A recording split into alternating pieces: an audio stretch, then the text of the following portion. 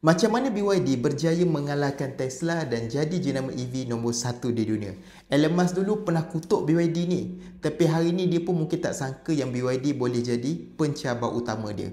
Pada tahun 1995, Wang Chuanfu tak buat kereta tapi dia buat bateri. Wang ni bukanlah businessman biasa, tapi dia adalah saintis kimia.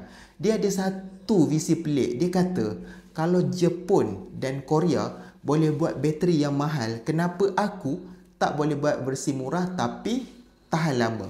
Dia mulakan syarikat kecil guna pekerja tempatan yang murah kosnya dan fokus untuk buat bateri telefon. Nokia, Motorola, semua beli dari dia. Pada tahun 2003, dia buat keputusan dia beli pula syarikat kereta. Masa tu ramailah orang gelakkan dia.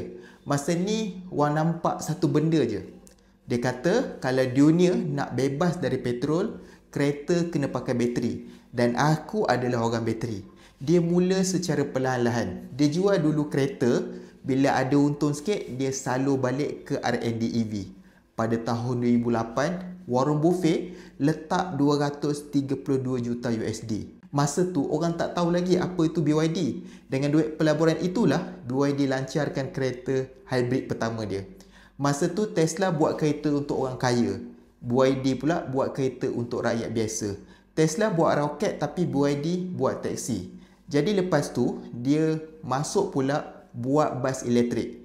Mula pasang kilang dekat luar negara dan satu persatu bandar mula gunakan kenderaan elektrik dari BYD ni.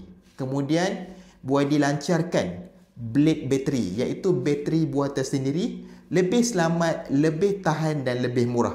Sejak itu BYD dikenali di seluruh dunia dan pada tahun 2023 BYD dalam diam berjaya buat jualan lebih daripada Tesla. Jadi apa pendapat anda tentang kisah BYD ni? Cuba komen dekat bawah.